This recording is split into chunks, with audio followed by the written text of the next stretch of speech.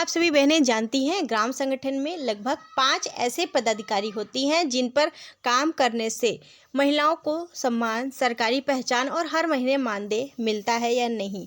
लेकिन ज़्यादातर महिलाएं यह नहीं जानती कि अध्यक्ष सचिव, कोषाध्यक्ष, उपाध्यक्ष और उपसचिव को असल में क्या क्या फ़ायदा मिलता है ग्राम संगठन में जुड़ने के बाद और कितना पैसा मिलता है। अगर आप स्वयं सहायता समूह से जुड़ी हैं, ग्राम संगठन में पद लेना चाहती हैं तो यह वीडियो अंत तक जरूर देखें।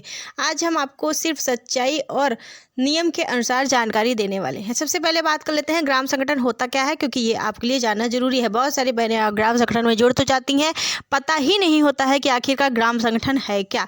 अगर आपसे कल को कोई पूछ लेता है कि ग्राम संगठन क्या है, आप उसमें कोई पदाधिकारी हैं और या फिर सदस्य ही हैं, उससे मतलब नहीं है, आपने बता दिया मैं ग्राम संगठन से जुड़ी हुई हूँ, तो लोग अगर पूछेंगे कि ग्राम संगठन क्या होता है तो आप क्या जवाब देंगे? आपको तो पता ही नहीं है तो जवाब क्या देंगे, इसलिए जानना जरूरी है। तो चलिए जानते हैं पहले कि ग्राम संगठन होता क्या है।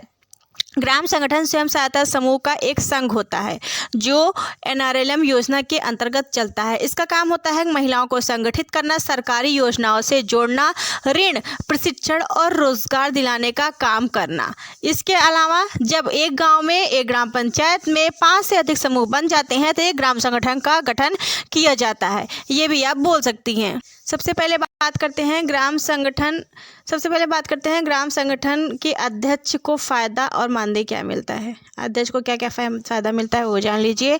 पूरे ग्राम संगठन की मुख्य जिम्मेदारी ब्लॉक व जिला स्तर की बैठकों में भागीदारी करने का काम, सरकारी अधिकारियों से संपर्क और आगे चलकर CLF ब्लॉक लेवल पर पदों का भी मौका मिलता है। समाज में मान सम्मान और पहचान मिलती है। अध्यक्ष का मानदेय जो है उसकी बात करें तो इसमें कोई भी मानदेय नहीं मिलता है। जैसे समूह में नहीं मिलता है वैसे ग्राम संगठन के पदाधिकारियों को भी पैसा मानदेय नहीं मिलता है, ना कोई भत्ता मिलता है। ठीक है, अब सरकार जो फंड देती है उसी से आप अपना काम कर सकती हैं। पैसा लेकर के फिर पैसा आप अपना जमा कर दीजिए।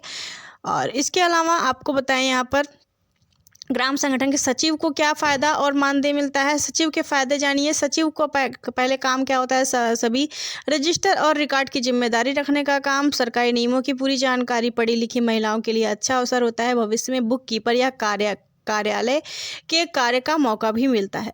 सचिव के मानदेय की बात करें तो इनको कोई भी पैसा इनको भी नहीं मिलता, ना यात्रा भत्ता, ना प्रशिक्षण तो मिलता ही है, जो भी इनको प्रशिक्षण दिलवाया जाता है किसका, बुक कीपर का। ठीक है, इनको बुक कीपर का प्रशिक्षण दिलवाया जाता है। इसके अलावा ग्राम संगठन के कोषाध्यक्ष की बात करें, संगठन के पैसे की देखरेख करने का काम, बैंक खाता चेक करने का काम, लेन देन का अनुभव, बैंक, पंचायत और ब्लॉक से संपर्क रहता है और आगे चलकर बैंक सखी बनने का भी मौका इनको मिलता है।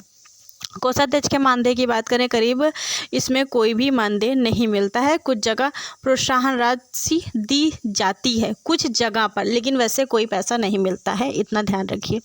ग्राम संगठन के उपाध्यक्ष की बात करें, फ़ायदा और मानदेय की। उपाध्यक्ष के फ़ायदे, अध्यक्ष की अनुपस्थिति में इनकी जिम्मेदारी केवल होती है, निर्णय प्रक्रिया में भागीदारी होती है, भविष्य में अध्यक्ष बनने का रास्ता खुलता है। उपाध्यक्ष का मानदेय की बात करें तो कुछ भी नहीं मिलता है।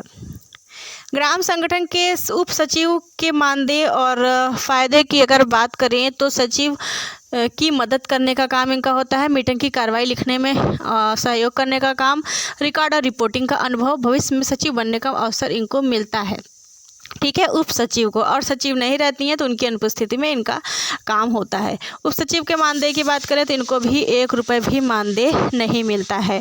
इसके अलावा इसमें मीटिंग या कार्य के अनुसार भुगतान इनको नहीं मिलता है। ठीक है, मतलब कि समझ लीजिए कुल मिलाकर के बात करें यहाँ पर कि इसमें किसी भी पदाधिकारी को कोई भी पैसा नहीं मिलता है। 5 पदाधिकारी, अध्यक्ष, सचिव, कोषाध्यक्ष, उपाध्यक्ष और उप सचिव, किसी को भी कुछ नहीं मिलता। तो जैसा कि आप सभी ने जाना यहाँ पर कि इनके 5 पदाधिकारियों के काम क्या हैं, फ़ायदे क्या क्या मिलते हैं इनको आगे।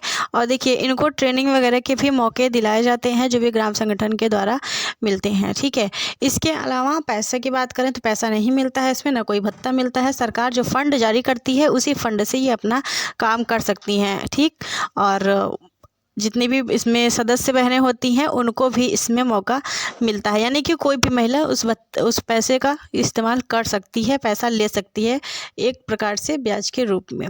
इसके अलावा यही थी छोटी सी अपडेट। जानकारी कैसी लगी कमेंट करके बताएं, वीडियो को शेयर करें, चैनल को सब्सक्राइब करके रखें।